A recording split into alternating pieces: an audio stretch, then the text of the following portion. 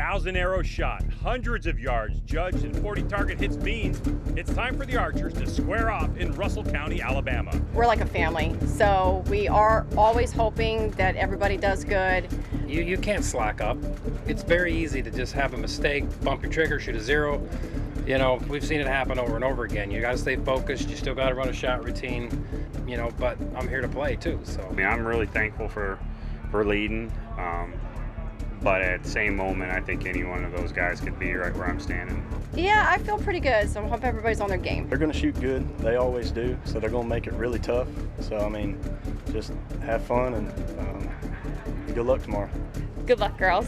It's time to see who will walk away with the title of champion as ASA coverage begins right now.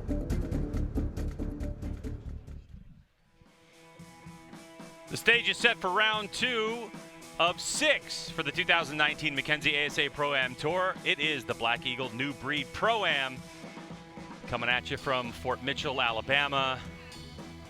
And it is an absolutely spectacular day for shooting.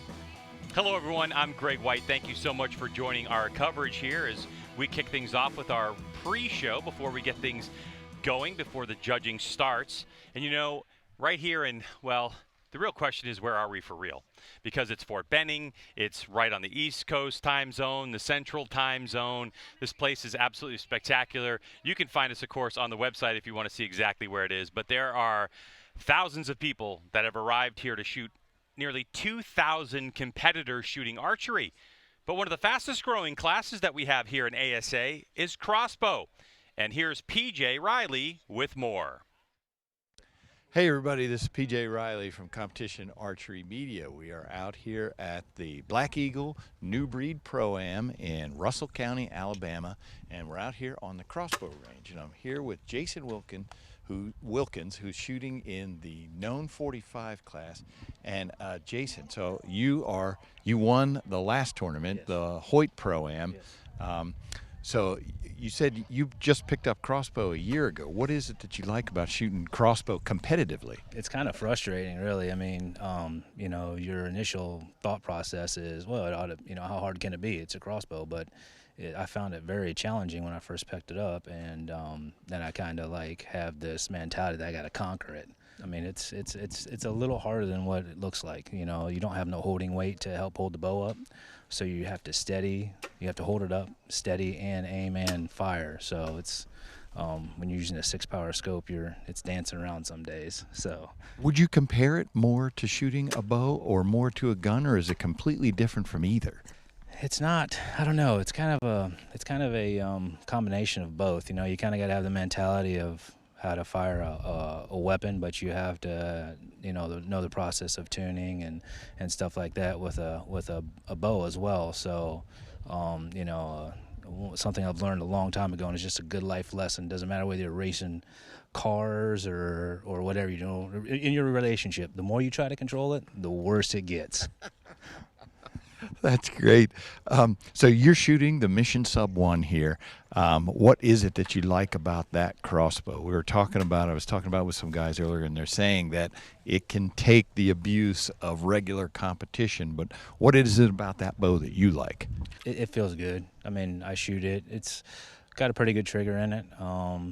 The overall mass weight of it's not, you know, ridiculous, and I mean, it's adaptable, I think, to pretty much anybody's style of shooting. So I shoot a little bit differently from everybody else, but I've got broad shoulders and a long wingspan, so something compact, you know, I look like a half-folded up lawn chair half the time. But well, somebody at home who's sitting there thinking about, you know, I shoot a crossbow, I don't know if I want to go out there and compete. What advice would you give to somebody in that situation?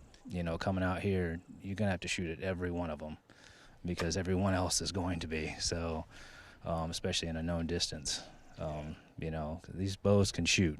So, a lot of the manufacturers have actually stepped that kind of game up. So they've all gotten better, and the arrows have gotten better. I think that's been a huge leap for crossbows as well as just not the bows themselves, but the bolts that are being made are better today than they were. So. All right, Jason. Well, we hope to see you out here on the podium tomorrow. Maybe you can defend your title from the last one. We appreciate your time. All right, thanks. All right. So whether it's crossbow or archery, you can come and compete. Now, we have 4 classes that we are going to have in the Shootdown. Women's Pro is the first one. Here's a look at the leaderboard. This is how they are coming in to the Shootdown tonight. Sharon Wallace leads the way. 11 up over Cara Kelly, who's at 10. Emily McCarthy with 1 up. You can see that's the bonus ring, the 12 count as well. Laura Chenault at a 392, and Erin McGladdery at 390. As we move over to our next class, which is going to be Senior Pro. Yeah, that's right. If you know ASA Archery, that is Tim Gillingham in his first effort in the senior class, judging distance. He leads the way. He's up 6 on Dwayne Price, Tony Taza at a 418, Scott Darnell at 15 up, and Richard Leftwich. You see 19 bonus rings, by the way, for Gillingham. He leads the way in judging distance in terms of bonus rings. In terms of senior, as we go to the men's pro class, Dan McCarthy absolutely shattered the field heading into this one, an 18-point lead over Jeff Hopkins. Jack Wallace, the third in there at 12 up, tied with Chris Hacker and Joseph Goza. So that is the men's pro class. And in known pro, which will be our last group to go, because obviously you want to judge distance first, don't give away anything. Then we'll see these archers compete. Robert Householder, soon to be a household name, shoots 442. Stefan Hansen clawed his way back up out of seemingly nowhere from day one to tie for second place with Garrett Erzman, Justin Hanna, and 17-year-old Dane Johnson in the mix. Well, listen, the ASA has close ties to the military, and since we're here in Fort Benning, they always do something very special with the military. Take a look at this. This is one of the best events in the country to shoot with these military guys. It's protecting our country. It's just awesome. 2013, when the ASA decided to come back to Fort Benning, we wanted to do something for the military members specifically. Got into archery because I was wounded. That's why I was only in 15 years. So when I got out, I got involved in the Warrior Games, and that was really big for me. It's a huge part of my recovery from my injuries. Part of the reason I shoot left-handed now is because I was injured my shoulder and I couldn't shoot right-handed anymore, so I had to learn to shoot lefty, and just overcoming something like that, really gave me a way to focus on something other than, my injuries. It's kind of hard to schedule military in and out with all the deployments and all that they go through, and to know exactly how many's going to get to come, how many teams and all. But actually, we've got 9 teams here this year. That's actually a better turnout than we've had recently, because we switched the tournament over, this military team shoot over to Fridays. Units are more willing to let their guys free to come shoot. I just come out here to be with the guys. I love shooting. That's what the military put in me. They taught me how to shoot, gave me that competitive drive, and playing when you have to is different than playing when you want to. And this is a good way for us to let out some steam and use some of the skills that we learned. And absolutely amazing. Welcome to the broadcast canopy. Joining me for this entire broadcast is Nathan Brooks, pro shooter. Good to have you here, man. Good to be here. Thank you. Sorry you're here, obviously, because you were close. But Nathan, since we have this opportunity, why don't you go ahead and give us a little bit of information about yourself? Where are you from, how long you've been shooting, that type of stuff. Well, it's hard to remember back that far how long I've been shooting, but I'm from Oklahoma, Arkansas area. Grew up in Oklahoma, moved to Arkansas as I got older, and I've been doing this professionally since 1999. Won NFAA Shooter of the Year, IBO World Championships, ASA Classic. If you've watched archery for a long time, well, you've probably seen a lot of highs and lows from Nathan Brooks.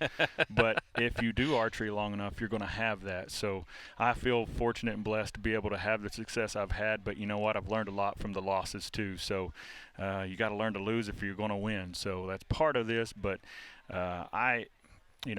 I can tell you about today. Yeah, let's talk about today. I don't remember a long time ago. I try and forget it as fast as I can. But well, let's talk a little bit about your today. You were real close. We almost didn't have a chance to have you here because you were very close towards the end of the day. What happened? Well, I tell you, I shot really well. I was really happy with my round today. Yesterday is really what kicked my tail. I missed a 25-yarder, which what most people would call is a give me. but nothing's a give me out here. Absolutely nothing. So, and it was a 10, but those 2 points actually kept me from making the shoot off. I shot 36 up, and it took 38 to get in. I actually was 38 up with 3 targets left to go, but the deal is, if you've done this long enough, you also know that you can't just quit shooting at 12s because you have a few targets left and you feel like you're in the shoot-off at that point. So you got to keep gunning hard. Nathan, let's take a look at the field of play here, because you have done, right now you're in the known pro class, but you've also done judging over your career. Yes. So we're in the time right now in this tournament where they're giving 10 minutes for these athletes to judge. What goes on in your mind when you're looking at this? Looks totally different from the venue that we had when we were actually shooting in the woods, doesn't it? It does, but let me tell you what really helps. They have depth out there because there's trees, there's things out there that they can look at that kind of give them a reference of how it would look like if you are in the woods. So, yeah, you do come off of the course and you have tight lanes you've been shooting in, dense woods, all these sort of things. But really, these guys and gals are looking at the targets, because you learn depth just by your visual. And, if I was throwing a ball from third base to first base, I know how far it is, mainly because, number one, I've made that throw before, and number two, I have looked at the person and I just have a feel for how far they are, so you know how much energy you got to put into it. It's not exactly the same, but that's what you can reference it to, because these guys are used to that depth and that feel from target to target. So you get used to that, and what you really hope for when you're in this shoot-off is I always hope for a long one to start with, so I could get my feel good and go for the rest of them. So, while these shooters continue to judge, we'll take a break. On the other side, we're going to have more from the 2019 Black Eagle New Breed Pro-Am.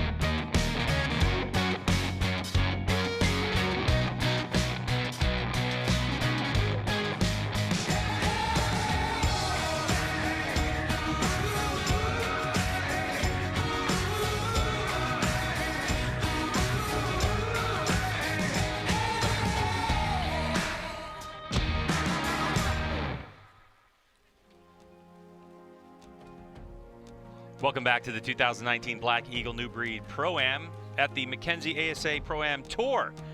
Our second stop for this year. Let's go ahead and get to our announcer, Chuck Cooley. Pressure Point Shootdown here in Alabama. Up first, we have the Women's Pro Division with a third place finish in London in 2018. Also made the Shootdown in Foley in 2018. Shooting Easton, Trueball, Axel, Vortex, and Shrewd. Her third year as a pro. Shooting for Matthews. From Marsden, Saskatchewan, Aaron McGladdery, a 390 with 9 bonus rings, and that was with a miss. How about a big round of applause? She said to say it. Your Women's Pro 2013 Rookie of the Year, 2016 ASA Classic third place winner, shooting for Hamsky, Atomic Rods, Easton, Boning, and Vortex, shooting pro for 5 years, shooting a Matthews. From Utica, Ohio, Laura Chanel with a 392 and 4 bonus rings.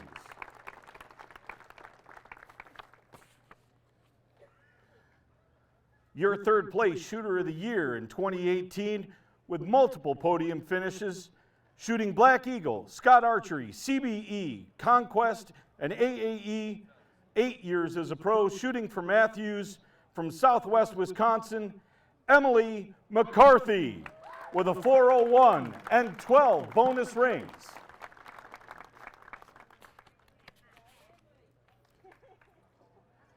She's been a Classic champion and 3-time Shooter of the Year, shooting Dead Center Stabilizers, True Ball Excel, Carbon Express, Last Chance Archery, 15 years as a pro, shooting for Matthews.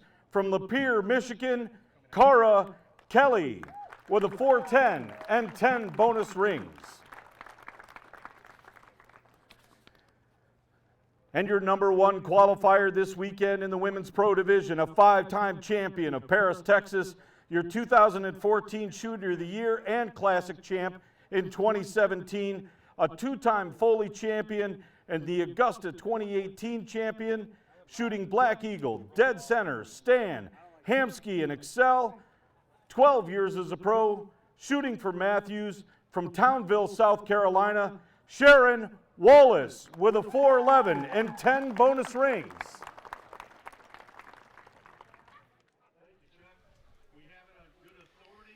All right, Craig White here with Nathan Brooks as we get ready for the first arrow of this Women's Pro Shootdown.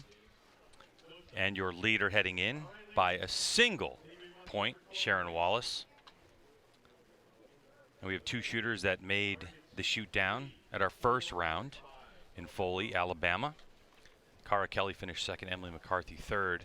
Kaylee Johnston, who was surprise winner for her anyway at the time, Nathan, she just missed getting to this one. Yeah, these ladies are on point because this is some good shooting for them. I don't mean that any disrespect whatsoever at all, but that was some good shooting out there on a really hard course.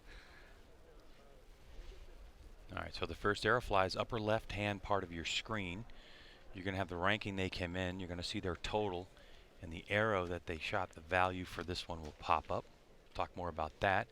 There's the Howling Wolf. That's target number 3. That's one of the closer ones on this range here at the moment. Ooh, that's a good shot on the turkey.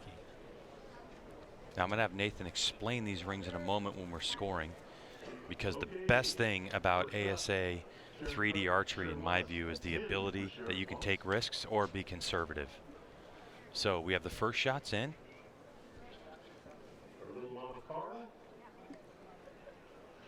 And scoring arrows come in. So that looked like that was target number 2. It's Cara Kelly on the Javelina. So as we get some tighter shots of these scoring rings.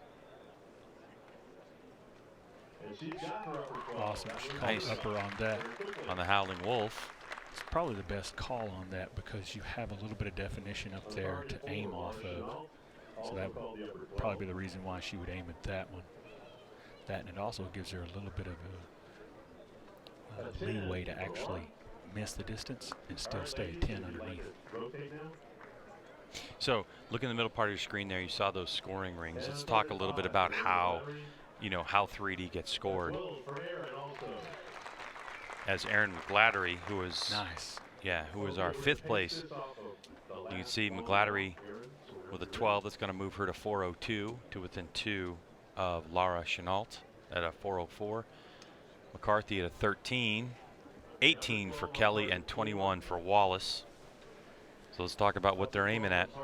Yeah, so at this point, you're looking at the ladies' scores. You got to think that Erin and Laura is probably thinking about, all right, we just try and do our best to get to 3rd place, because the leader and 2nd place are so far ahead that I won't say it's mathematically impossible, but they got to shoot fantastic to catch them.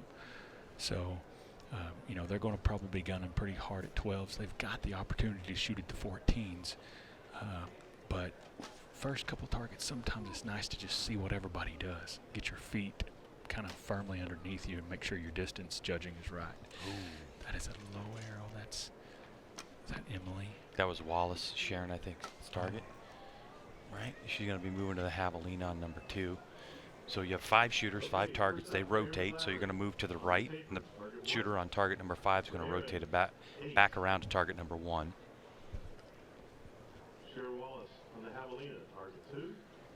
And it seems like when you're out there, Greg, that it just takes no time at all. But when we're sitting here watching, it seems like it takes a little while. It is so fast when you're in it, because you've got to make these adjustments on the fly. If you're judging yardage like this and you did good on the first one, you feel confident on the second one. But a lot of times when you miss that first one, your confidence goes and you think, well, maybe I missed them all. So it looks like a 10 for Cara Kelly. That's going to move Cara within a single point of Wallace. She is an animal out here. She's won so many of these. This is nothing new for her to come back and win. Emily McCarthy scores. Now we move on to target number 5. So an 8 for McCarthy on that one's going to drift her back a couple of points. Yeah. Still firmly in 3rd. And a 10. So just as McGladdery looked like she was making a move on that first target, she's going to slip a couple, but that's what you have to do when you're in 5th place, right? You got to start taking chances. She can't get any worse than 5th. She could miss every target out of here, and she's still got 5th place sewn up. So she has really nothing to lose other than some arrows. Now keep in mind, too, that when you look at the scoring rings that we use, you have the middle the big ring is the 10 ring, and then you have the bottom 12 in play. You've got to call the upper 12 ring. Then you have 8 and 5 if you miss, but also you have the 14 ring in play. Yeah, that 14 on some of these targets is an obvious choice to shoot at, because sometimes they're marked good, and then sometimes they're just out in no man's land and you can't see anything to go off of. Target number 1 is the taper. Target number 2 is the javelina. 3 is the howling wolf. 4 is the blessed bok, and then the turkey's 5. Like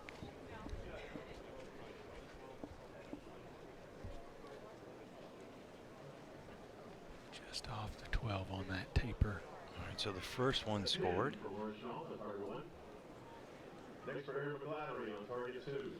Target 2 is going to be McGladdery. This javelina is probably the 4th longest distance out here of those targets. That's a heck of a shot on that target. That is just a small animal to be looking at. Scoring rings are the same size, but that animal is small. Well, if you take a good look at that target, it's got so many little white dots on it, you can get lost in them so easy. So it's tough to hit even if it's close. So Wallace with a 10. It's going to take her to 439. That is an awesome shot on the Blitzbach.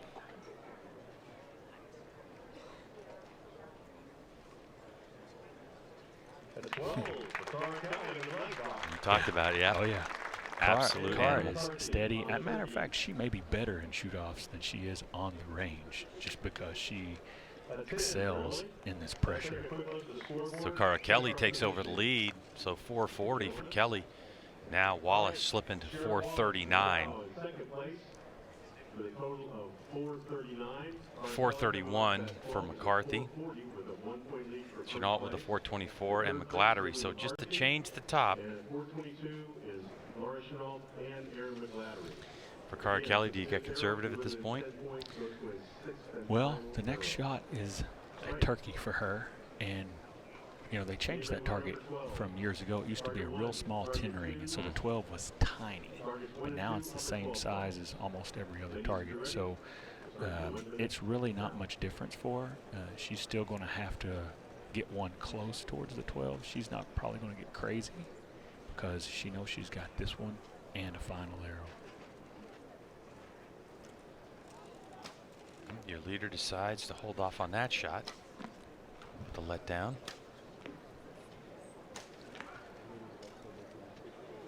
Back at it. Wants to make it feel just right. She's got enough time. You got a minute to shoot this shot. So 6 months ago, her son was born. Cara telling me she takes him everywhere. Her archery has not changed. She just loads up her son and heads to the range. She's going to have to get this one to go. Ooh, okay, so that looks like a solid 8. Or, yeah, it looks like an 8 ring, so it is.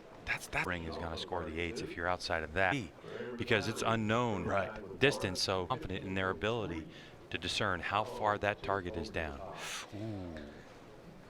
Ooh. That 5 right there, that's a stinger.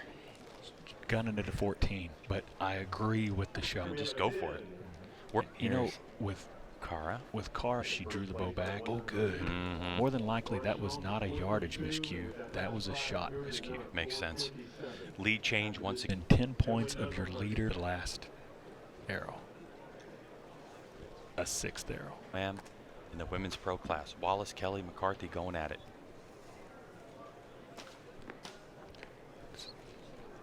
$10 on the turkey. Cara Kelly on the tip. Outside looking in, but I bet you that's it. You think so? That could be the shot. It could be.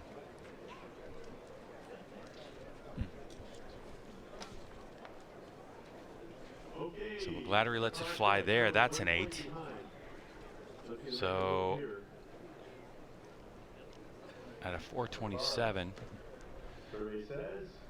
So the first target scored, she did get the 12. So Cara Kelly. That may have been the one she needed right there to seal it for her. She'll have one more. 8.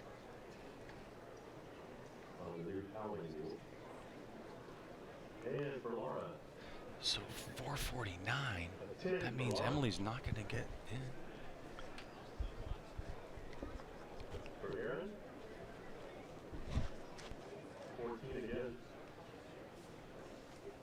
So an 8 for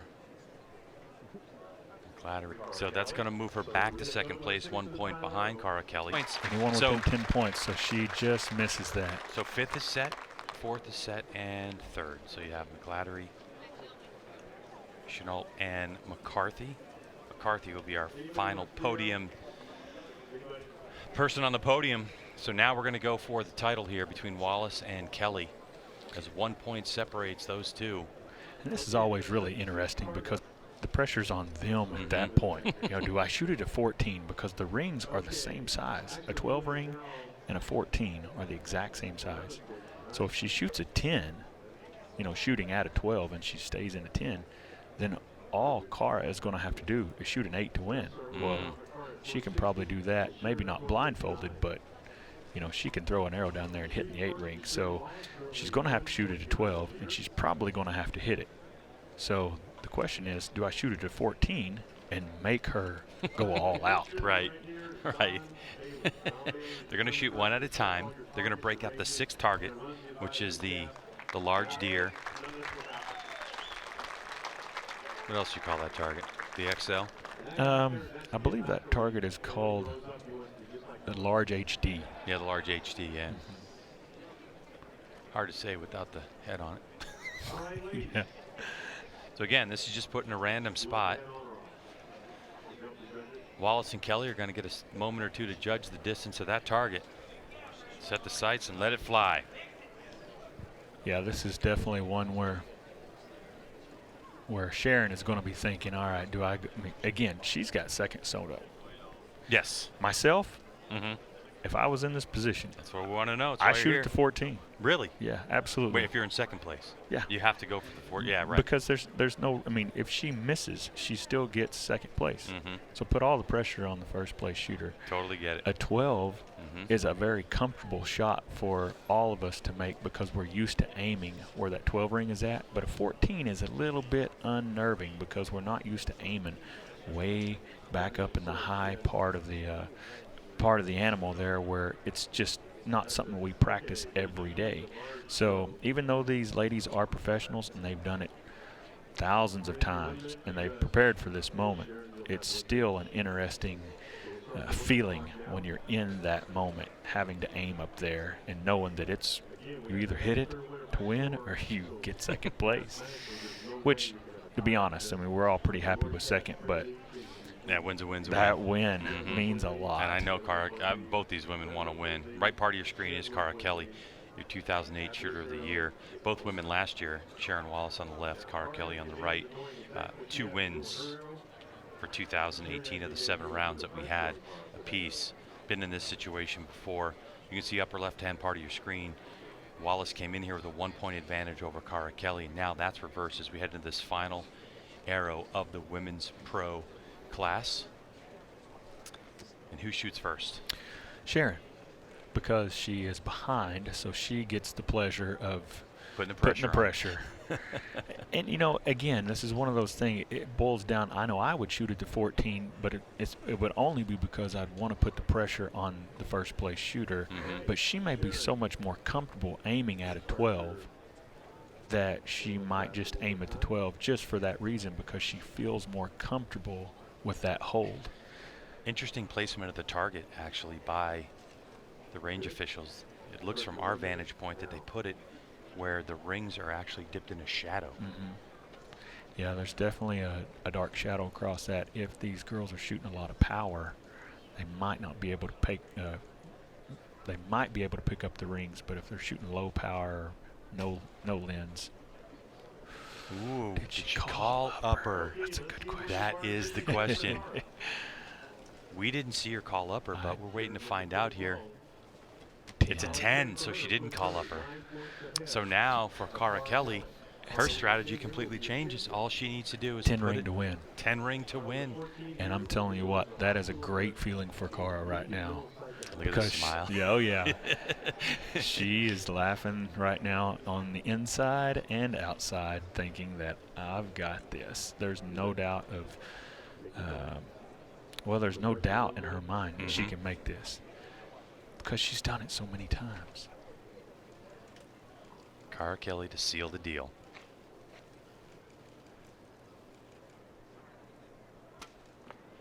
And she's done it, put it exactly where she needs to. Absolutely. Awesome shot. And there was no doubt in my mind that she had that shot.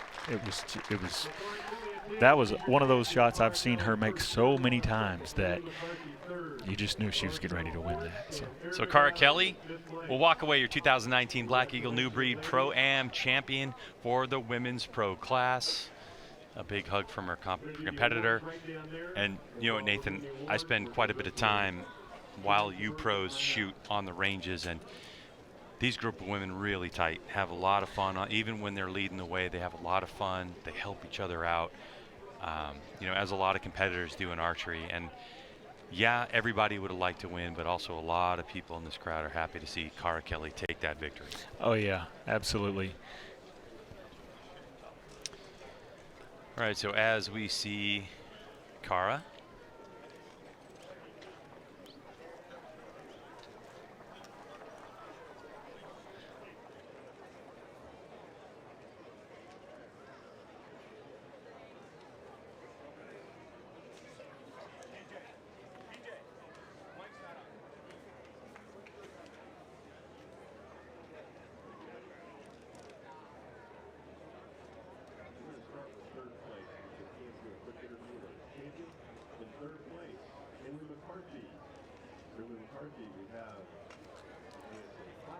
All right, so unfortunately, a little technical issue there as Carl will head off the field. We'll make sure that we get this thing dialed in, but for now, we'll take a quick break.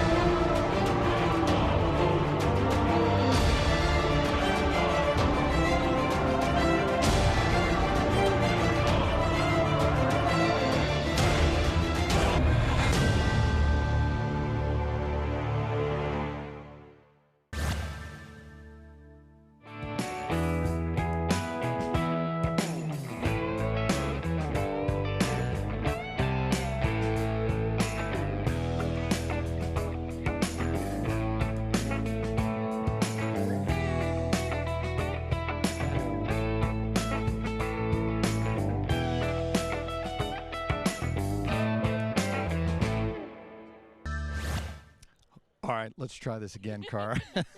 How are you feeling right now? Oh my gosh, amazing. And he said, oh, come home.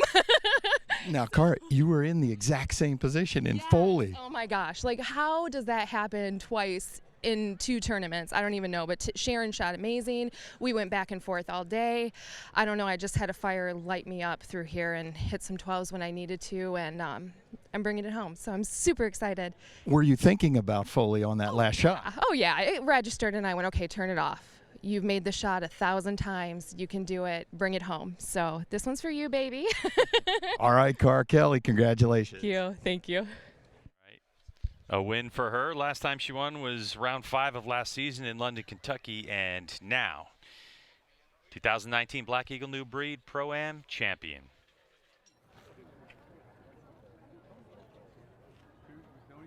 And welcome everybody.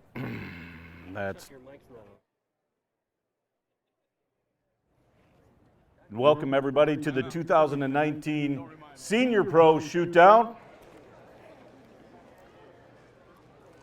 Our 5th place qualifier got his first pro win at the 2000 ASA in Illinois. He's been an ASA Classic champion. Shoots for True Ball, XL, Shrewd, Gold Tip, SWAT Broadheads, and LP Lights. He's been a pro for 21 years, shooting for Martin. From Vinton, Virginia, Richard Leftwich with a 414 and 11 bonus rings.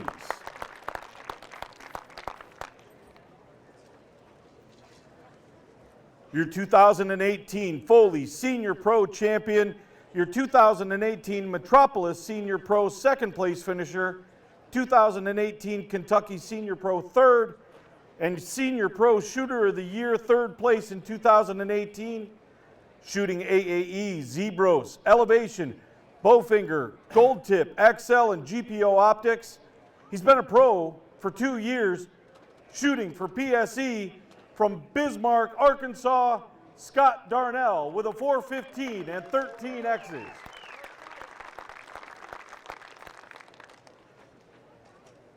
Your 2016 ASA Shooter of the Year, 2018 ASA Shooter of the Year, 3 ASA wins in 2018, shooting for Easton, Dead Center Archery, Shrewd, Big Shot Targets, Last Chance Archery, a pro for 19 years, shooting Hoyt from Boswell, Pennsylvania, Tony Taza with a 418 and 15 bonus rings.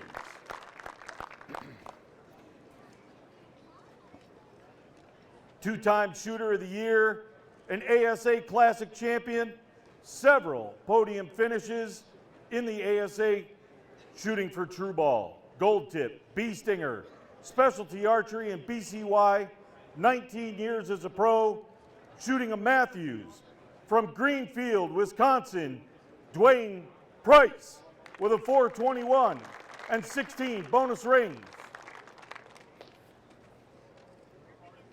And your #1 qualifier in his first Senior Pro event, your 2019 Foley champion, shooting for Gold Tip, Bee Stinger, Black Gold Sights, Hamsky, Q2I Vanes, Shrewd, True Ball, Threads. 25 years as a pro, shooting a Bowtech from Provo, Utah, your #1 qualifier, Tim Gillingham, with a 427 and 19 bonus rings.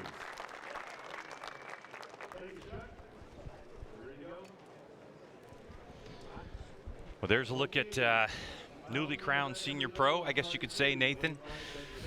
Tim Gillingham, who actually had a bit of a stranglehold on the field earlier on in the day, still has a 6-point lead in this one. He'll be on target number 1. Dwayne Price on target number 2. On target 3 is going to be Tony Taza, Scott Darnell on 4, and Richard Leftwich on 5. And again, they had a chance to judge these targets. They had 10 minutes. Are you allowed notes that you can take, obviously, because it's been a while since they've seen these targets? Yeah, they'll have a notepad out there with them, and obviously anything that they see, they might be making mental notes, writing it down so they don't forget while they're in the heat of the moment as to what they're looking at, what they're seeing, that sort of thing. So they'll, if they're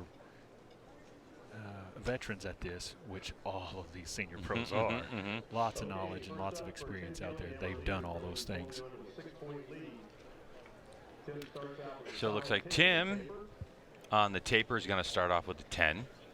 Safe bet. Oh, Tim blistered the course yesterday. Absolutely demolished it. And not an easy course either. No, it wasn't. Tucked away, just really tight lanes. The way that this crew set up the course for both the senior pro and the men pro was really, really like blocking targets. There were some targets you couldn't see the head, couldn't even see the rear. You could just see the scoring rings, which made it difficult for some to judge. So we see 3 of the 5 so far starting off with 10s, so no changes in the top 3 scores or positions so far. These 4th and 5th guys, 4th and 5th place, that's again where you really should see the biggest attempts to make a change, to make a big, bold move, gambling for a 14 or shooting hard at 12s like we just saw there. I believe that was Scott Darnell that just shot an 8 on the Blesbach right underneath the 12. That is the longest shot out there, and so that definitely means he was gunning pretty hard at it. So for Scott Darnell, an 8 score, like Nathan was saying. It was our winner from the 2018 Senior Pro at Foley last year. Darnell, a podium finisher a couple of times in 2018. He has a PSE sales rep. That guy spends so much time on the road, I'm surprised he gets any time to practice. He's only been shooting pro for 2 years. Yeah. He's been shooting a long time. He shot at semi-pro and lived in Arizona for a long time and has shot all over, actually, and done an extremely good job. But just started shooting senior pro here a couple years ago. It's a good look at Taza right there. The guy has an amazing shot that hasn't changed since I've known him. A 2-finger zenith release. Just ice in his veins, too. 3-time winner last year. Looky there. Boom, 12. Boom, 12. Longest shot of the shoot-off. Taza trying to make some moves.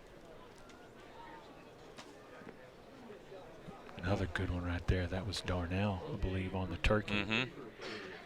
Upper left-hand part of your screen, by the way, the blue column is the ranking they had when they came in terms of score, and the green is what their total cumulative score is right now, a 12 on the taper.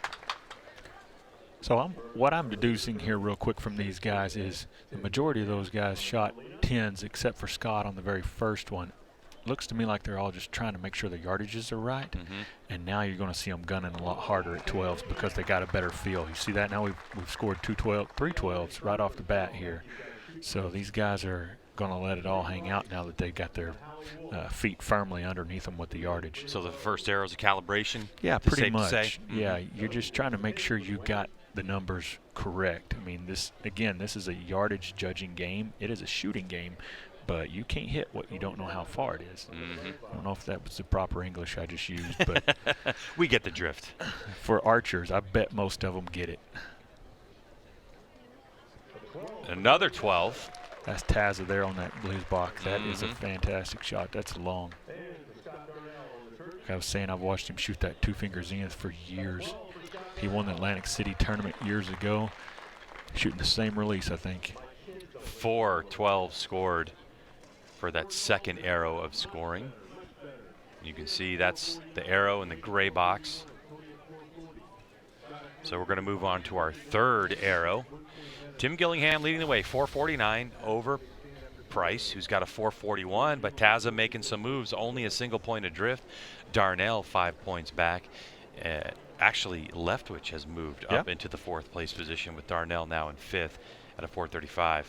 Leftwich is no stranger to this. He competed in the men's pro class for a long time and had much success. He's been right there at the top for a long time, and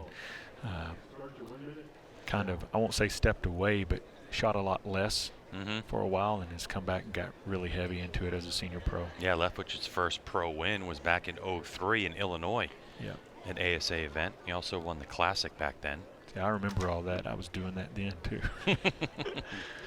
Just a little low there for Dwayne Price on the Blizz box. There's Leftwich out of Virginia, shooting that Martin, 21 years as a pro, and ooh, that's close. That's close. Let's talk about that.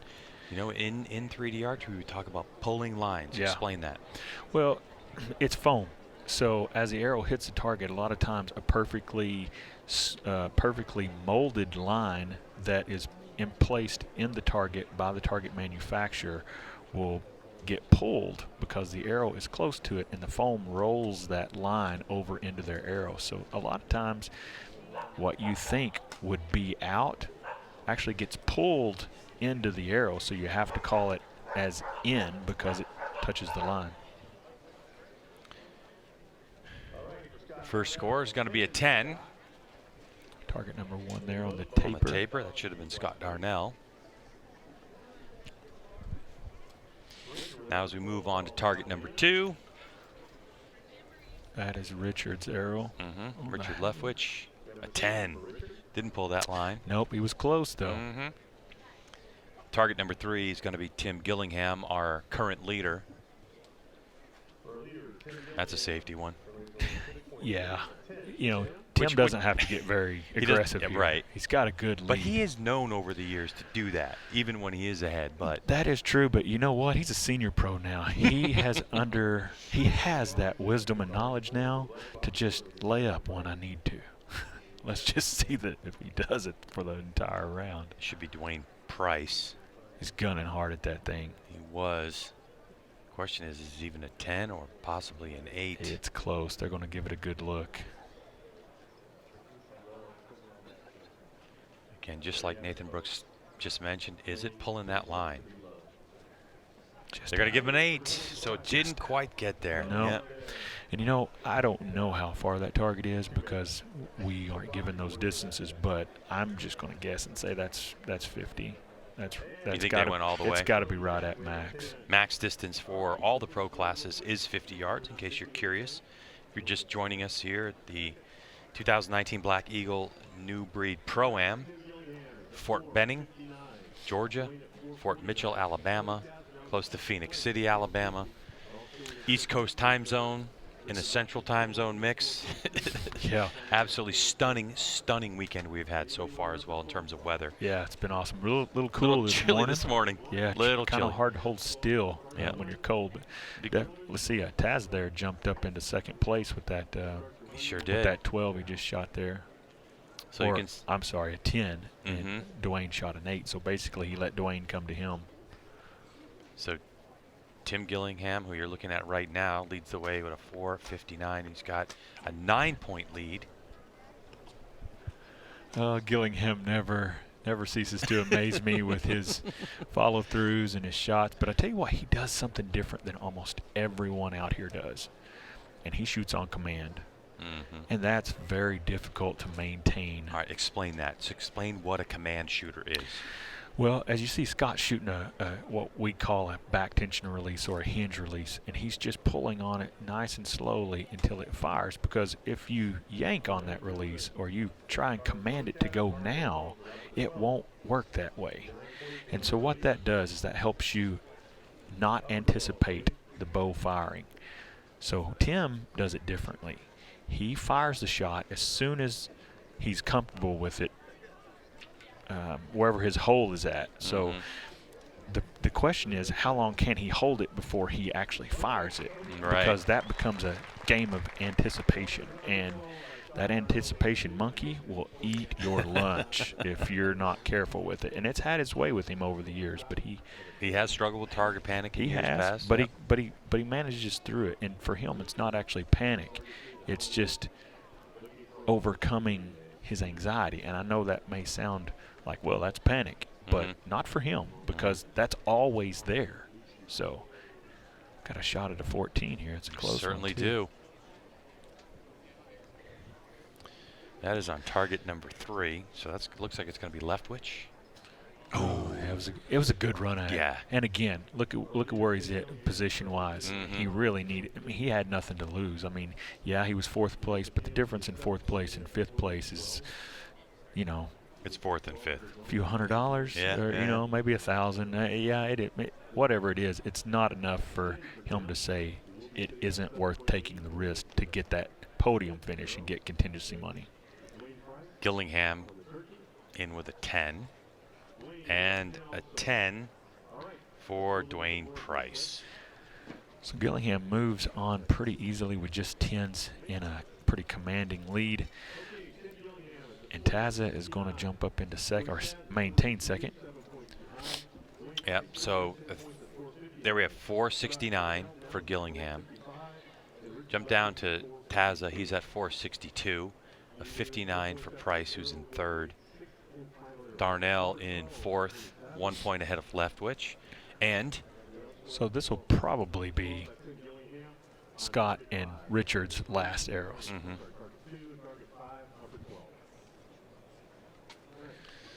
And that's why you're in the senior pro class. The glasses come out. The glasses come out, double check, and then back they go. Absolutely.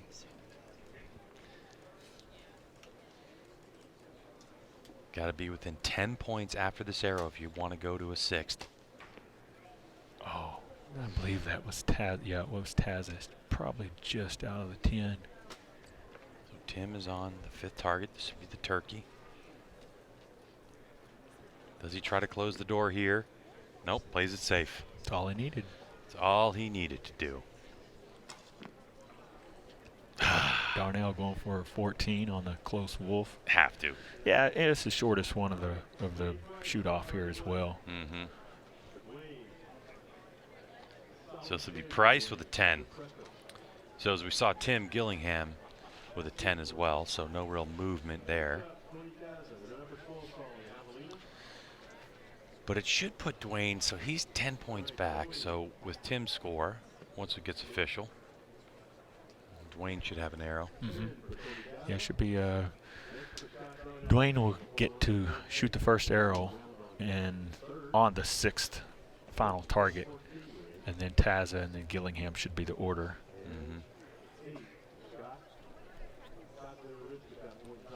Saw on that crying wolf, or the howling wolf, should say. Oof. Didn't see that one. That's a 50-yarder. That's Leftwich? Yes, that's, again, nothing to lose. Let's just go for that. See 14. what it does. Yep, exactly. You can't hit it if you don't shoot at it. So. That's right. So Richard Leftwich, 5th coming in with that 14, and he'll walk away 5th as well. At the end of the day, so we see Gillingham will have 479. This is what you're looking at if you're coming to watch this, and having the pros shoot on Friday and Saturday gives an opportunity for amateurs that shoot Saturday, Sunday to hang around and see their heroes shoot and see how it's done. And it's part of what ASA has done to create a tremendous crowd at these events. As we continue on with our round number 2 of the 2019 Mackenzie ASA Pro-Am Tour, a tour that sees us here in Russell County, Alabama. Next couple stops, you're going to be in Paris, Texas, Augusta, Georgia, May 18th, June 22nd, we're in London, Kentucky, and August 3rd in Metropolis, Illinois. Ooh, that's going to be a cooker. Is it going to be a cooker? It's always just like bring enough clothes because you're going to sweat so much you'll have to change a couple of times throughout the day. Thank you for that tip, because I haven't been down there that time of year. It's a cooker.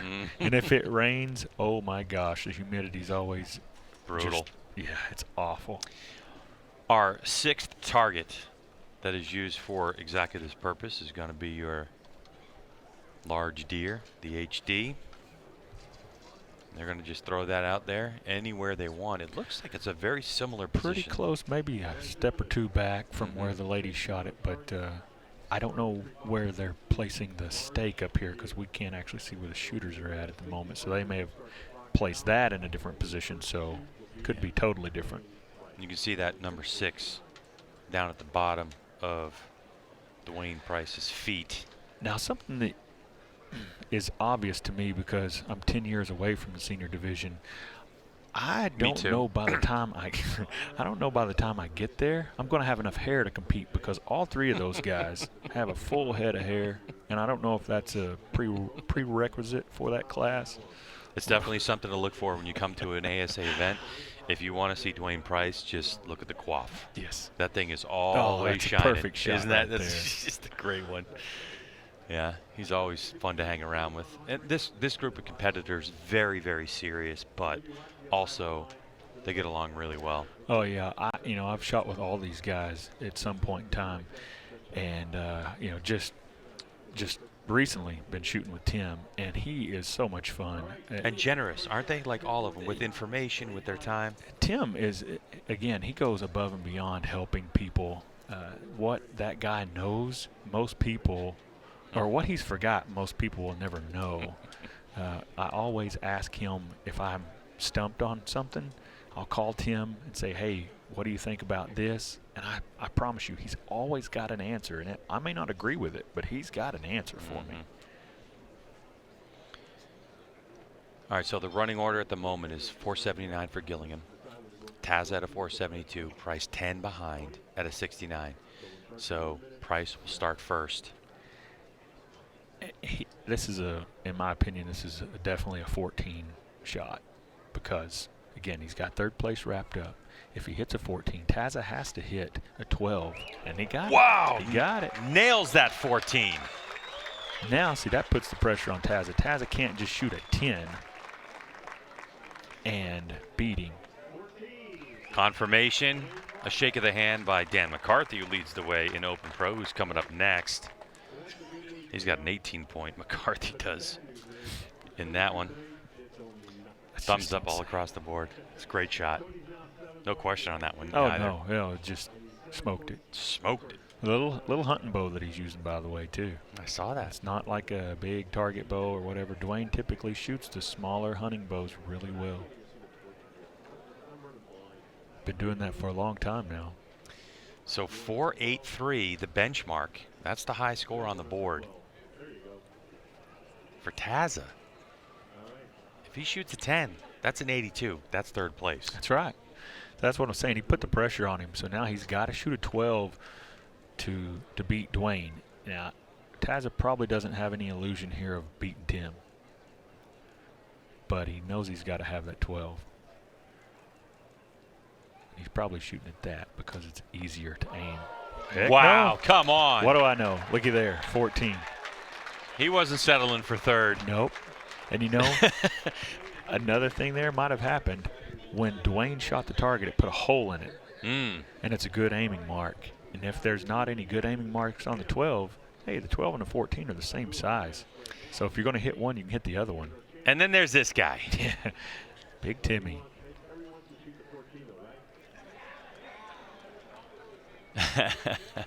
Tim's got to have an 8 to win.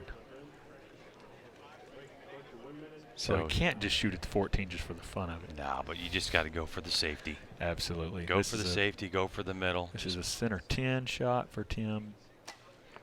And he got it. Nice. So a 489 is going to be scored for Tim Gillingham, who makes his debut in the senior pro class. 491, he 12'd it. 491, he 12'd it. Sorry about that. I forgot. I was just like, hey, safety, safety. It looked like a 10. Or just quick look, it looked like 10, but yeah. So Tim heading over to PJ for his winner interview. Take it away, PJ. All right, Tim Gillingham, first tournament as a senior pro. How's it feel? It feels pretty good. You know, it's a lot of pressure. Guys, expect you to come out here and, not choke, I guess. And, you know, I started the tournament out with a 5, and it was just like, whoa, I got to stop. This ain't going to end up good. But I had a great day yesterday, gave me a big buffer for today. I started out pretty good today. You know, I extended my lead a little bit, stayed right there, and then I got a little cold when I started watching the leaderboard. So feels good to have a little buffer. You know, Dwayne asked me what my strategy was, and I said, well, I'm going to shoot all 10s. Just shoot a couple 8s, will you? So, man, it worked out. You know, I 12 the javelina, and I 12 the final target. So I never got real aggressive on anything. Didn't have to, which is good. So that's the way we want to do it, is to win it on the course. So, you know, it's pretty dicey out here where we come out of the woods into the flat ground trying to get the yardage exact, you know, enough to shoot 14s. So that's a pretty high-risk proposition, unknown yardage. So, all right, Tim, congratulations on your first win, Senior Pro. All right, thank you. Well, Nathan, what did you think? Well, I thought he did exactly what he was supposed to do. All right, we're going to take a break. On the other side, more shooting continues as the Open Pro shooters coming up next. Get in the red zone. Carbon Express's small diameter Maxima Red SD, taking big game hunting to an all-new level, making other competitors' single spine arrows obsolete. Patented tri-spine technology controls arrow flight, delivering better downrange energy and accuracy, all in a small diameter shaft. Think you're shooting the best hunting arrow in the game? Think again. Stay in the red zone. Assume nothing and shoot Carbon Express. We don't build these bows to be different. We build them to be better. We're the outsiders, the mavericks, the fearless. We forge our own path. We're not chasing anyone, but we know what they're running from. It's an obsession, and the obsessed never rest. Cam's coverage of the 2019 ASA Pro-Am Tour is brought to you by Black Eagle Arrows.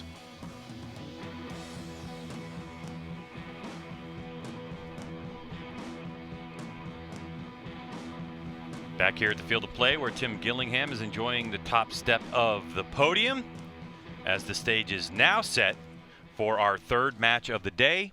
So here's Chuck Cooley.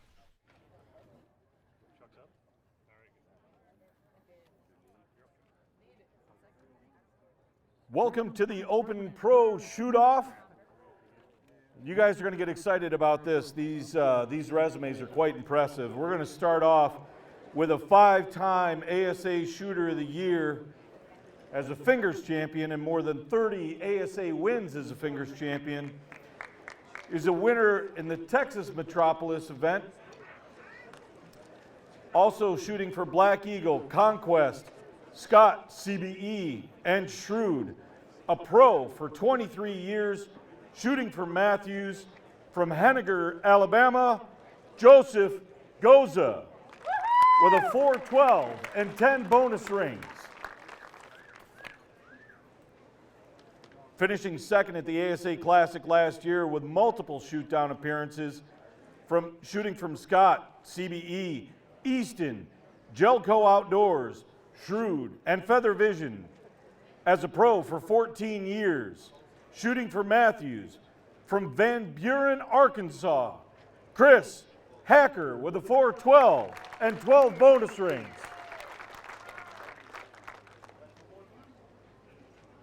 I got it. An ASA Shooter of the Year in the Pro Class 1996, an ASA World Classic Champion in 2014, the ASA one-day high 12 record count 16 in one day, and the ASA all-time record score of a 448 in unknown yardage, shooting Black Eagle arrows, dead center, true ball, rogue bowstrings, and GPO. A pro for 24 years, shooting for PSE from Townville, South Carolina, Jack Wallace II with a 412 and 14 bonus rings.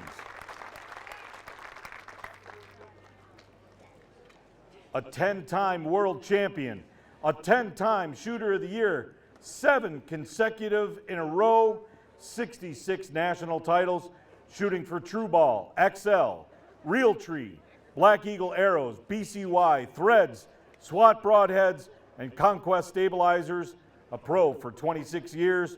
Shooting for Martin Archery from Lacona, Iowa, Jeff Hopkins with a 418 and 13 bonus rings. And your number one qualifier leading wire to wire, former ASA Shooter of the Year, multiple ASA Classic Championship wins, your 2018 London winner, and 4 second place finishes last season, shooting Black Eagle Arrows, True Ball and Excel, Conquest Stabilizers, AAE, Feather Vision, and Vortex Optics, a pro for 15 years, shooting for Matthews from Wisconsin, Dan McCarthy with a 436 and 18 bonus rings.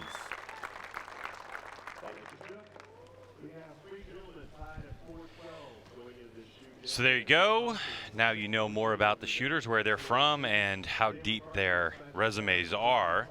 I'm Greg White, sitting next to Nathan Brooks as we are getting ready for our first arrow of this Open Pro Shootdown. Upper left-hand part of your screen, you can see the scores they came in with. Nathan, Dan McCarthy shredded a very, not only a very difficult course, 2 different days, but very difficult conditions this morning with the cold, with the lighting conditions, and he's just on fire. It's just ridiculous. I mean, I can't explain it any other way. What he did is just amazing. When he's on, there's nobody better. Absolutely nobody. That includes every shooter of the year that's ever played this game, or anyone. He is the best out there, in my opinion, when he's on. So first up is going to be Dan McCarthy. And he just comes out with a 12.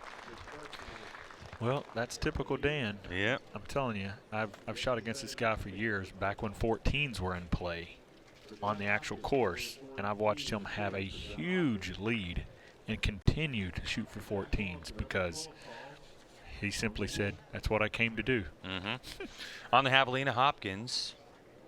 By the way, one of the things that we're privy to are the actual ASA numbers, which are done in terms of like sequentially ordered when you sign up. Hopkins with a low 3-digit number. Oh yeah, he's been around quite a while. That's actually from the beginning. From the beginning. I know my number's like in the 30,000s or something like that. Like 5 digits. I think there's only a couple guys out here that actually have 2-digit ASA numbers. Wow. Scores coming in the upper left-hand part of your screen. That middle column, the green column, it's going to update the totals. On the right side, you're going to see the point value for the arrow that they had just shot last. So you can see McCarthy in with a 12, Hopkins in with a 10, Goza an 8, Hacker a 10, and Jack Wallace the second in with a 12. Here's a good look at Hopkins. We're very likely to see only 5 targets shot in this round. Because the points. Yeah, McCarthy's got such a huge lead. You know, you have to be within 10 points of your leader to shoot a 6th and final arrow. And unless something really, really lights a fire under Jeff Hopkins to shoot at 14s, we probably won't see it. Jeff Hopkins, in a conversation with him on the range earlier today, told me exactly what you said. What are you looking at right now? That release. That's a release that guy has shot for Great shot. Ever. And he's back to it. Like, didn't shoot it for a long time, but back in the 90s. Really? And early 2000s, when he was winning Shooter of the Year over and over and over again, that's the release he shot. What release? Do you recognize it? It's a Carter whole thing. No kidding. And sometimes you have to do that. Or same old thing. One of the two. Very similar story, actually, to Dan McCarthy this weekend. So the first target we're going to score, 14. There we go. So that was target number 1. So that should have been Goza. Is that right? I believe so. He's a nice little wink there from McCarthy. Just want to finish story about McCarthy. So McCarthy, who is a button shooter for years and years and years, about 2.5 years ago, he just decided, I'm going to commit to shooting a hinge release for 3 years. It hasn't been going great for him, So his wife Emily convinced him to pull a thumb release out of his bag. He's shooting the goat release, the true ball goat release. And this is the first weekend that he's really committed to it. And look at the results that we see now. Sometimes it's a lesson learned. He's very comfortable with a thumb button release as opposed to, he's good with a back tension, but he felt that it was just a little bit too slow, and he doesn't have a moon to speed it up. So he's like, all right, we'll just go back to the thumb button. I think that guy would know someone that could get him one that was a little faster. They don't make them anymore. So we literally had a conversation saying, man, just reach out on the internet and say, oh, this is what I'm looking for. So anyway, Dan's in with a 10. Hopkins in with a 12. Goza with a 5. Hacker 10. And Wallace the second in with a 14. Well, Nathan, this is really incredible. I mean, normally in Open Pro, we don't see a lead like this coming into the shoot downs. So for a guy like Dan McCarthy to get another win like this would be, you know, pretty spectacular. I mean, do you think, from your experience, you would have relaxed nerves going in with a big lead like that, or more nerves saying, I don't want to just throw one or judge one? You know what I mean? Like, it's so weird. It's relaxed. Is it relaxed? I mean, okay. McCarthy's pretty relaxed even if he doesn't have a lead. Yeah, he's pretty chill. He's pretty chill regardless. But give me that lead every time. I would love a 20-point lead going in. But with the way Hopkins is shooting, it's down to 18. Look at that. Another 12. It was another 12. He's like, I'm just going to show you guys that you're not quite up to par yet. It's incredible. Hopkins, when I talked to him on the range, just said, because they were shooting, you know, together as a group, because after the day one scores, they bunch the shooters up who were the top 4 and then on down the line. And Hopkins told me as we were deep into the round this morning how much he's enjoying watching Dan McCarthy shoot, because he was just stroking it so well. And he just, even though he was behind, Hopkins had, you know, just said, look, it's a real pleasure to watch him do what he's doing right now. And you know, that's the kind of privilege you get when you come out and shoot in the pro class and you get to the top of the board. You get to see someone like Dan McCarthy go after a run like this. 12. Well, we're seeing some guys shooting hard at 14s, so you're going to see some scores start to fall a little bit. We see that Wallace and Hacker both posted at 8 and a 5. But that's just the nature of the position. You either go all out or you go home. And so it ain't over, believe it or not. Even when you shoot an 8, shooting at a 14, if you do it the next time and hit a 14 instead of an 8, you still wind up basically shooting 2 up on 2 targets. So the best score at the end of the third arrow on that arrow-to-arrow count goes to our leader. It was 18, now back to 20. 470 to 450, McCarthy over Hopkins. In third spot is Jack Wallace II at a 446. Now Wallace II, Hacker, and Goza all came in at 412s. They were 12 up, with Wallace II having 14 bonus rings.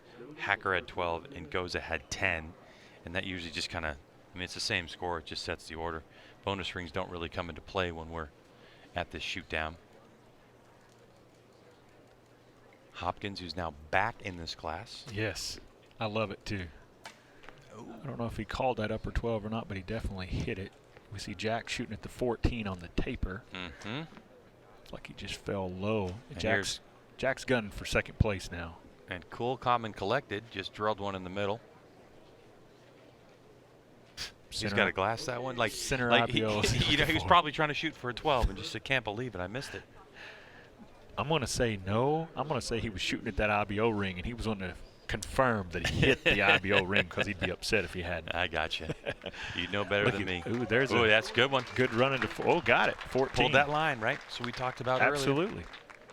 If people are just tuning in, watching ASA for the first time, how does that score of 14? Tell us about the line pull. Well, with the 14, if you shoot a little bit too high, there's another 14. Yeah. If you shoot a little bit too high or a little bit too far to the right, it is technically the 14 is surrounded by the 8 ring, but just a little miss one way or the other can result in a 5. So you want to make sure that if you shoot at a 14, you miss to the good direction. But when you play it that way, you're also cutting down the size of your 14. You're almost cutting it in half if you look at it that way. So you either go, like I said before, you go all out or you go home. And, he was, and by the way, the javelina is the smallest 14 of all these targets. It's the only one that's actually a different size than the 12 ring, and it is tiny. And it's that increases the risk. It's the size of a quarter. Wow. That's including the outside line. So now, Dan McCarthy standing on target number 5. This is probably the last arrow of the tournament for these guys, because McCarthy is going to seal the deal right here. Let's see. If he misses, does anybody still within 10? It's like 20 points advantage. 30. 30-point advantage. No, Hopkins didn't miss that one. Oh, my bad. I think they're just getting the scores updated. Another run into 14 there. Yep.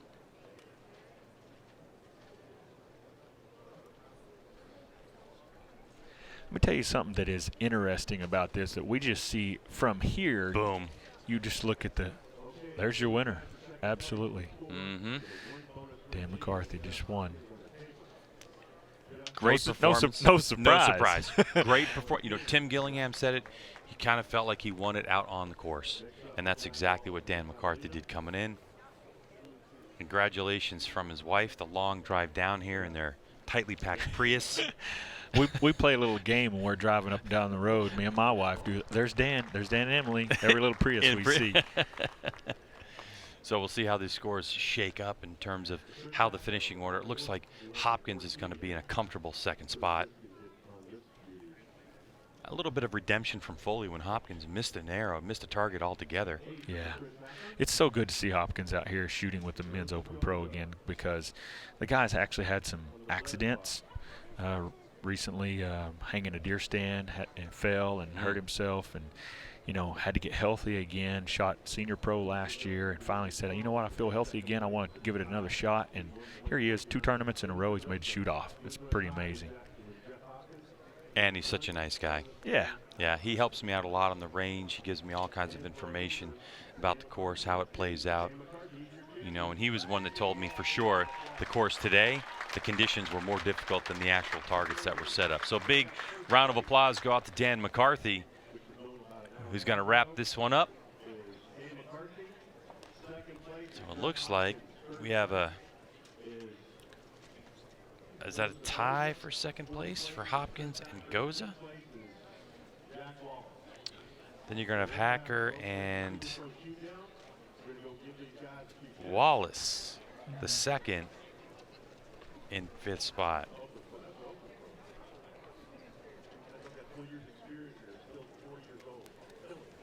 So let's go to PJ, who's got our winner. Dan McCarthy, that was a heck of a weekend. I appreciate it. Yeah. Tell me about it. I don't have a whole lot to say. Just a little emotional. I don't know. I won a bunch of events, but I've been really hungry this year. I've wanted to win, and I've been close, and just things haven't worked out. And this weekend, things just clicked. I switched to a button. It feels great. 15 years of shooting, or 14 years of shooting professionally with a button behind it. And it just felt good. So I don't know. I don't have a whole lot to say. I'm just so thankful. Just crazy thankful. Tell me about going into this round with that kind of lead into the Shootdown. It's probably, honestly, I've had one other tournament that I had, I think, a bigger lead than this at the Classic, and won that tournament. But this is probably one of the most, I mean, it shouldn't be, but it's probably one of the most nerve-wracking shoot-offs there is, because if you fail, it'd be the worst failure ever. So you don't want to do that. Obviously, it's in the back of my mind, but I'm not really thinking about it. I'm just going out there. I wanted to shoot a couple 12s. I had hoped to hit the taper, the wolf, and maybe the Havy or the Blessbach, but I hit the taper and I hit the wolf. I went at the Havy, just barely missed it, and then I just shot center 10s on the other 2 and hit center 10. Right in the 11 ring. So just seeing good numbers and making great shots this weekend. I really couldn't ask for anything more. All right, Dan, congratulations. Great win. I appreciate it. Thanks a lot, PJ. All right, it's going to be a fun ride back to Wisconsin for him and his wife, Emily. We're going to take a break. On the other side, we're going to wrap things up from the shoot down because we still have Known Pro coming at you. Vince Lombardi once said, winning is not a sometime thing. It's an all-time thing. You don't do things right once in a while. You do them right all the time. Winning is a habit. Unfortunately, so is losing. I've learned in my career I'm only as good as the tools I use. 12 for Levi Morgan. One chance, one moment, one shot.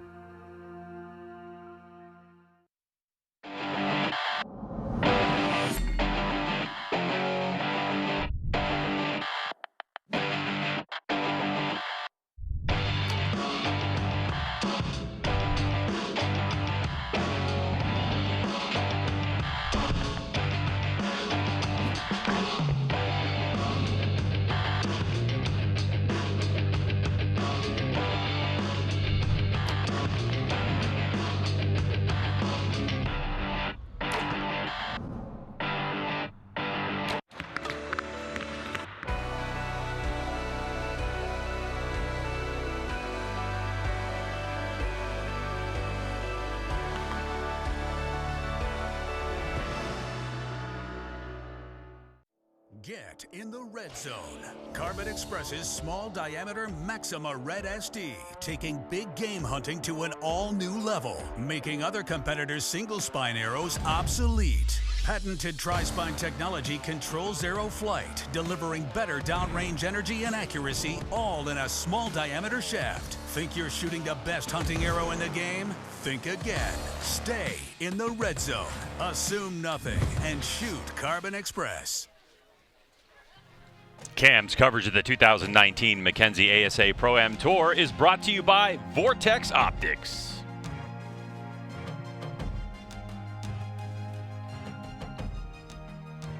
Welcome back to the field of play. We're at the 2019 Black Eagle New Breed Pro-Am at Fort Benning, Georgia, Fort Mitchell, Alabama, and we are ready and set for the Known Pro class. And now the shoot down for the Known Pro division, the final shoot off of the evening. Some extremely high scores. How about a round of applause for all these gentlemen? Appearing in his very first shoot off in only his second pro tournament, still a junior in high school, shooting for Shrewd, Gold Tip, Scott, CBE, and Q2I. First year as a pro, shooting for Matthews. From Leato, Indiana, Dane Johnson with a 438, 20 bonus rings. Your 2018 Shooter of the Year and your 2016 Rookie of the Year, shooting for Vortex, Scott, CBE, Easton, Last Chance, and B Stinger. 4 years as a pro. Shooting for Matthews from Asheville, North Carolina, Justin Hanna with a 438 and 23 bonus rings. Your 2018 Known Pro first place finisher, 2018 Known Pro Augusta third place finisher, shooting for Black Eagle, Conquest, Shrewd, Z Brothers, and Vortex. 7 years as a pro, shooting for Elite from Morgantown, West Virginia, Garrett Erzman with a 440 and 21 bonus rings. Finishing third in Foley earlier this year and second place in your ASA Shooter of the Year in 2018, shooting for Carbon Express, Doinker, Shrewd, Axel Trueball. 4 years as a pro, shooting for PSE from Denmark, Stefan Hansen with a 440 and 22 bonus rings. And your number one qualifier. This is his second pro shoot down. He made the Augusta shoot down 2 years ago in 2017, finishing second in Open B in 2015, shooting for Trueball, XL, Shrewd, Hamsky, Easton, Z Brothers, and Archery Unlimited, Prattville, Alabama. 3 years as a pro, shooting for Matthews. From Millbrook, Alabama, Robert Householder with a 442 and 24 bonus rings. All right, Greg Wright with Nathan Brooks. And Nathan, he was our leader. Robert Householder was hanging out with us a little bit before this whole thing got going, and he's pretty nervous. You don't blame him, do you? No, honestly, I was in the lead several times last year going into shoot-off, and in this class, there's never a big lead. There's not a big enough lead that you can get far enough ahead that you feel comfortable, because the 14s are in play. These guys know the distance, and by the time we get up there to shoot, if you look at those targets, some of them have holes around the 14s, so that's easy aiming spots. Like number 1 here at this taper, it's not on screen here, but it's easy to see. So that was to me, that's a definite shoot at the 14, which somebody just plugged.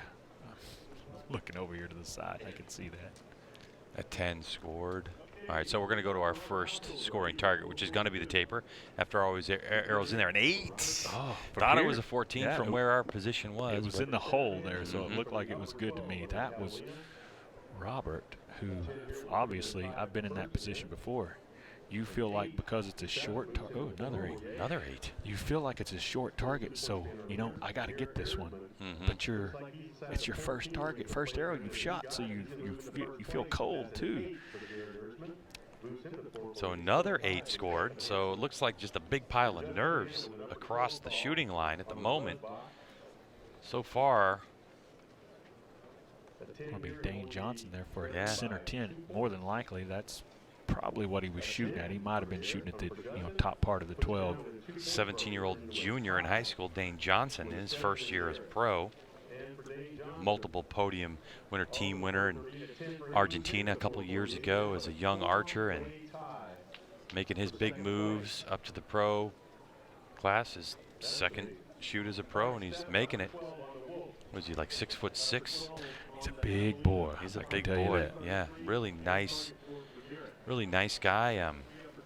Spends most of his time shooting archery and in school and hanging out with his dog. He's got he likes to hunt waterfowl. He's got a yellow lab that he works and trains with quite often in his free time. That can take a lot of time if you really like waterfowl hunting. Stefan Hansen, our third place finisher. There's Garrett Ersman, who Garrett really had a bit of a lead after day number 1 and was feeling really confident. 4-way tie right now for second. Normally for a shooter like Householder, an 8 on the first arrow could be disastrous, but no real damage done.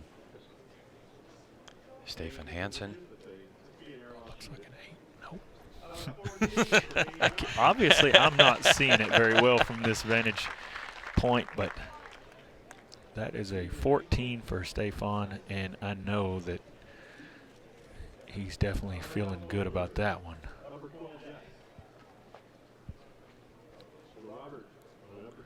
Robert actually called an upper 12 on the javelina and hit the lower. So that's what those guys were asking, just making sure, confirming that he had called the upper. We have an arrow at a 14 here on the Howling Wolf. It was just a little bit low. That would have been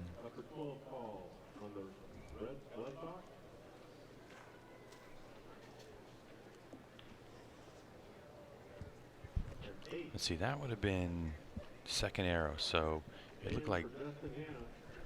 Well, I said that was Stefan Hansen that hit the 14 on the taper. I may have misspoken. I think that would have been Johnson. That would have been Dane. Yeah, that would have been Dane, as you can see on the Yeah, score. my Upper mistake. left-hand part of your screen. Blue column is going to be the rank in which they came in. The green column is going to be the cumulative score. And that gray column is the last arrow point value that they shot. So Dane Johnson, the 17-year-old, going after it with a 14. A comfortable 10 for Householder. Ersman and Hansen both with 8s. And Justin Hanna, your 2018 Shooter of the Year in the known pro category and runner-up last time we shot. Our first tournament in Foley, Alabama with a 12. So now Dane Johnson takes over the lead. Yep. 462. Householder and Hannah with 460 apiece, and then we're tied up with Erzman and Hansen. Looks like Stefan is going to call upper 12. He's just fresh off of his NFAA Indoor National title last weekend. It was the longest shoot-off in NFAA history for all 5 arrows on a 5 spot. Paul Tedford holding the umbrella for Stefan. Good friend from Montana. Stefan lets it Got rip. it. He called the upper. upper. Got the upper. You know, target order is something I was going to say in the last one. Target order is such a big deal for these guys too, on how to shoot on each particular target. Because if you get a close shot right at the very beginning, you really want that one for a 14, but you may not be ready to shoot it at 14. So you kind of play safe, shoot it at 12 or something like that, and by the time you're comfortable, all your short ones are gone. So Robert getting back in there with a 14. Yeah, Householder. Looked like Hannah had shot a 5. He was gunning at that taper.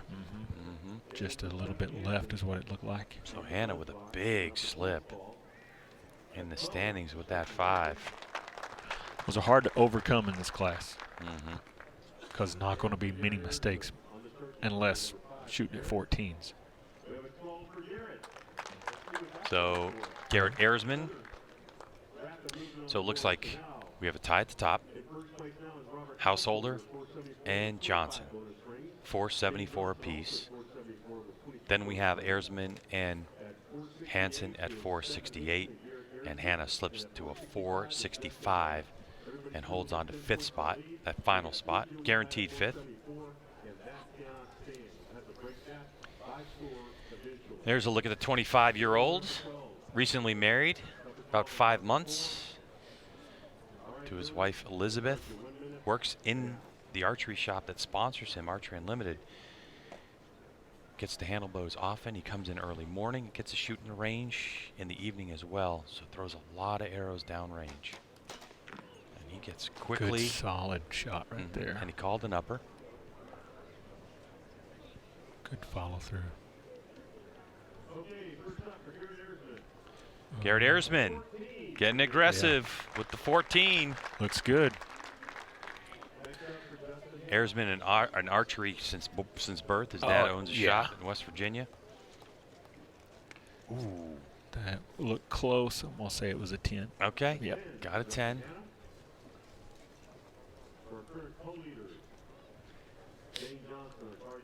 So that was Hannah. So 475 for Hannah. See these guys calling these arrows and pulling these arrows. I'm gonna tell you what. I've helped out with things like that before. They deserve a little bit more credit than they get sometimes. They sure do. You know, they're calling these arrows for thousands of dollars, and they know it. So they're asking if he called upper, because if he called upper, it's a 12. Crowd erupts on that one. So you can see that Johnson, a little slip with that 8. And a 12 for Hansen. The running order now is 46 for Householder. Erzman and Johnson tied at 82. Hansen at an 80. Hannah at a 75. I saw Dane there as he was moving his sight. You see him shake his head. He's still thinking, dadgummit, I just shot an 8. I just gave it up. You got to let that one go and move on to the next one because we've only got a minute to shoot the next shot. There's another thing, too. On the range, sometimes it moves a little slower than it moves here. So if you draw the bow back and there's something you don't like, you can let down, you got time, you don't feel rushed. Here, if you draw the bow back and there's something you don't like, you know you've only got a short amount of time to figure it out. So these guys realize that, and that changes how you shoot out there just a little bit because you feel that time pressure a little bit. Tied for second, Erzman. Looked like he had called the upper.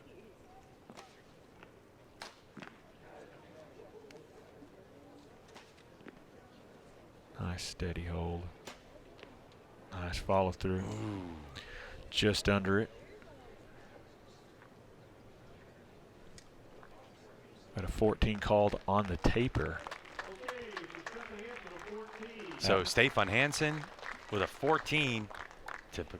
Typical Hansen, making aggressive moves late. It's what got him here. I mean, he wasn't in the top 5 yesterday, and he just started motoring his way up the leaderboard late in the round today. Oh, yeah, he got on a string and just hit a whole bunch in a row. I want to say it was 9 or 10 in a row. Hannah with a 14. It's going to be interesting to see how this pans out, this final arrow. So anybody within 10 points now will go to the 6th target. That Wolf was the closest one on this range, and the Blesbach is the longest now. So we saw Hannah shoot a 14 on the shorter one. I'm surprised there's actually not, there hasn't been more 14 shot on that Wolf. And a 12. It's a 10. Sometimes the lighting plays tricks on you too out there. And no doubt we're late in the day too. The lighting's really starting to shift down below the trees. When I say that about, surprised there's not more 14 shot, the distance alone is not the only thing that makes a shot difficult. The lighting, it can even, your footing can make a big difference. Now, obviously, all these stations are nice and flat, but when you're out on the range, you're dealing with uneven footing and things like that from time to time, and that affects how steady you can hold the bow. So here's the score. Householder, 496. He's got 2 points over Hansen. Erzman and Johnson have 92s apiece, Hannah with an 89. As they collect their arrows, this is one thing that I think I know Stefan Hansen well enough to know. He's not going for second place. He's going to be gunning for a 14. It's kind of all or nothing with him most of the time.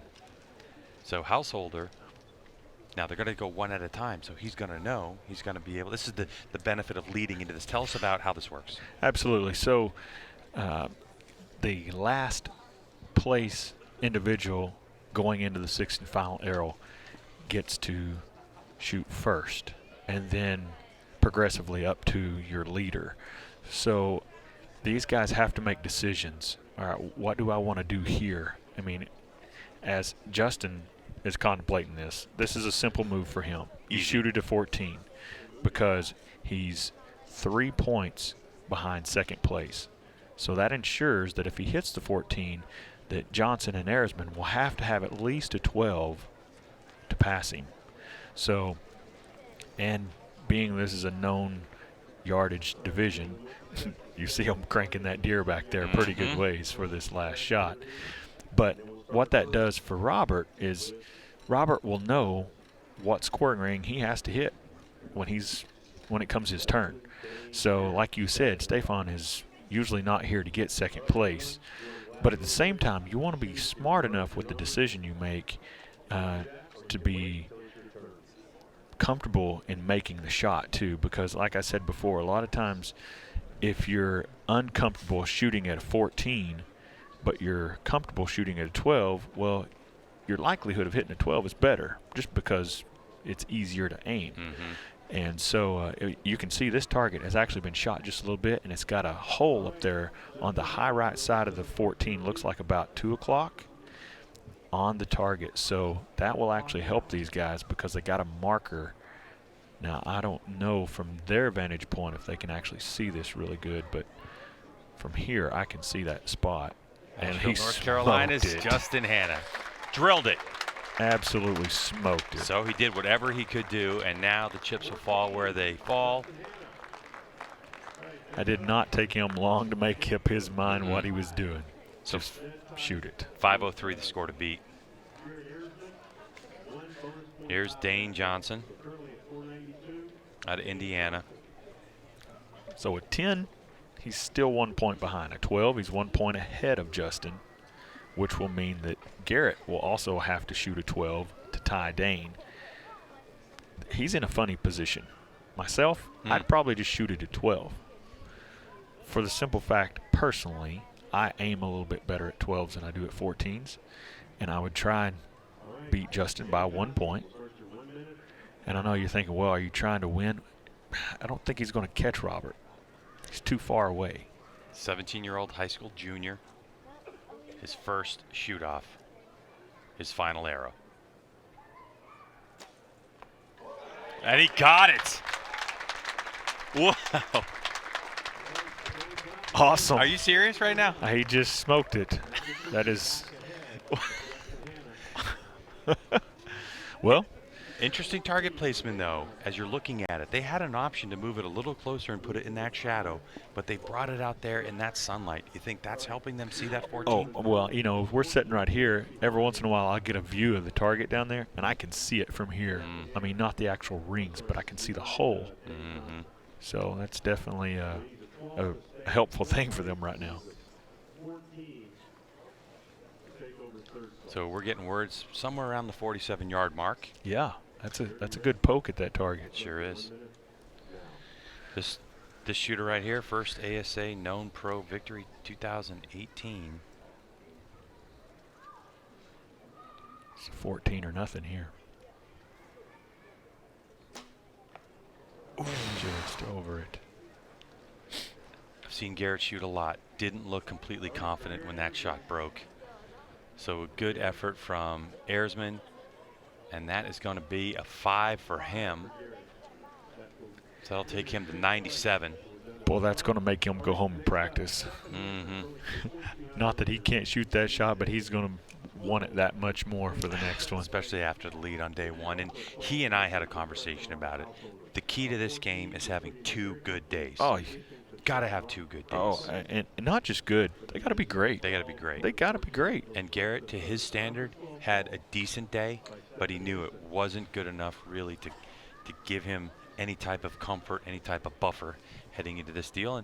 And you know, he was leading the way until a couple arrows to go this afternoon. He came in here in second spot, and now if Stefan Hansen can at least hit the body, we know that Garrett's going to be sitting in 5th place. Yeah, again, you know, I just called what I thought I would do when Dane shot. We're just gonna see what Stefan does. Let him show us the way. Goes for or shoots a 10. May have been going for that 12. I didn't see. He might have called upper. I know he turned and asked. I thought it was about time. I think he called for upper. So that means that no chance of winning for Stefan Hansen because Johnson's already ahead. So the mark at this point is 5:06. So for Householder, the pressure is on. A 10 would tie, and then we'd have to go for a shoot-off? Yep. Or a 12. 12 wins. You definitely shoot at the 12. Second ever pro shoot-off, shoot-down for Robert Householder. Dane definitely did everything he could to put pressure on him right here. 7 years at Archery Unlimited, 12 years as an archer. Could it finally pay off? Look at the thumb, working that trigger. He lets it go, and on the outside. That is left. That's going to be an 8, It's either going to be a tie for a 10 or it's going to be an 8, and the victory is going to go It's to the an 17-year-old, and it is. Dane Johnson just wins. Dane Johnson with the victory, gunning and drilling that 14. Never being counted out. 17 years old. First time. Awesome. In the shoot down as a pro. Second competition as a pro, period. And the high school junior just put a stamp on his early career. A big sigh of relief for the big man from Indiana. And he'll walk away victorious. Awesome. I love seeing that. There's nothing like watching these young guys come up and win, get their first wins. Absolutely fantastic. He's on the phone with home. I believe his mom is at home. I saw him FaceTiming with her earlier. He's telling his mom. Yeah, Dad's here. Dad's here. He just brought me some Girl Scout cookies a second ago. Congratulations all around, as you would expect, Braden Galantine. So here's PJ with your new winner. Dane Johnson, tell me about that. 17 years old. How you feeling right now? I'm on cloud nine, man. It's incredible. I'm lost for words, man. Tell me about who you were just talking to over there. I was talking to my dad. My dad's been my #1 supporter, and my family's been the biggest supporter of all. I couldn't have done anything without him, so I appreciate them. So going into the last hour, I mean, you weren't afraid. You put the pressure on with that 14. Tell me about your thought process. Honestly, my thought process was, just stay calm, take a deep breath, and it's like at home. You gotta take a good shot in order to hit it. So. All right, how's this set you up going forward? No, I really don't know. I'm just lost for words, man. So, just going to all the rest of the tournaments. So, just keep shooting in school, obviously. So, but other than that, just keep shooting and do my best. All right, congratulations, Dane. That was awesome to see. Thank you. Appreciate it.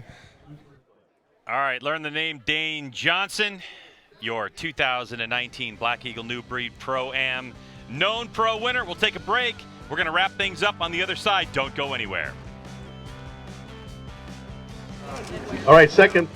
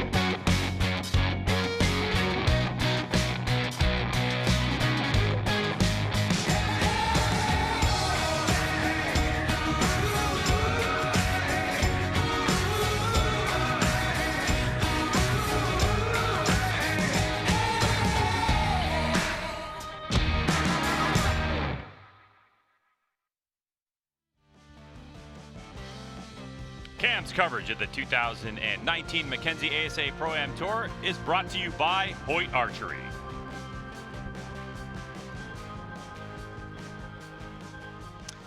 Well, we are wrapping things up here. Greg White with Nathan Brooks. And Nathan, that was a spectacular day of archery, especially in these shootdowns. Absolutely. Going back to that last one, I totally miscalled that. I'm looking there and watching what he could do, seeing the scoreboard and thinking, I don't think he could really catch him, but I never expected Robert to shoot an 8 there at the end. So So we saw some dominating performances by Dan McCarthy, who came in with a huge lead and was able to close it down. Dane Johnson came in here as the 5th-ranked archer and was able to win it in the known pro class. It was a great, great day. We still have 4 rounds left in the season. You want to make sure that you check out their website. Why don't you come join us? Come shoot with us. We'd love to have you here, and you can check out all the action in the Shootdown with the pros. Well, for our entire CAM crew and Nathan Brooks, I'm Greg White. Thanks for joining us here on our coverage, and we will see you from Paris, Texas, April 27th at the Easton Southwest Shootout.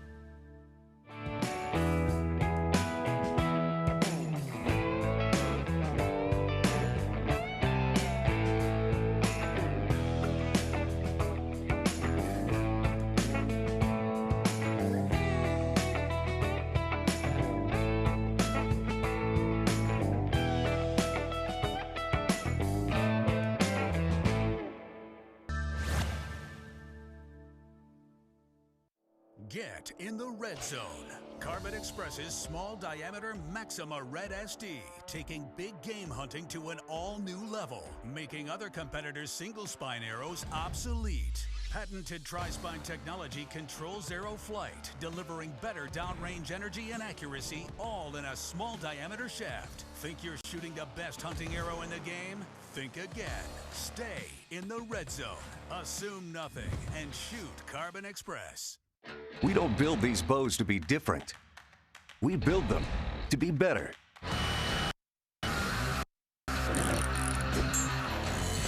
We're the outsiders, the mavericks, the fearless. We forge our own path. We're not chasing anyone, but we know what they're running from. It's an obsession, and the obsessed never rest.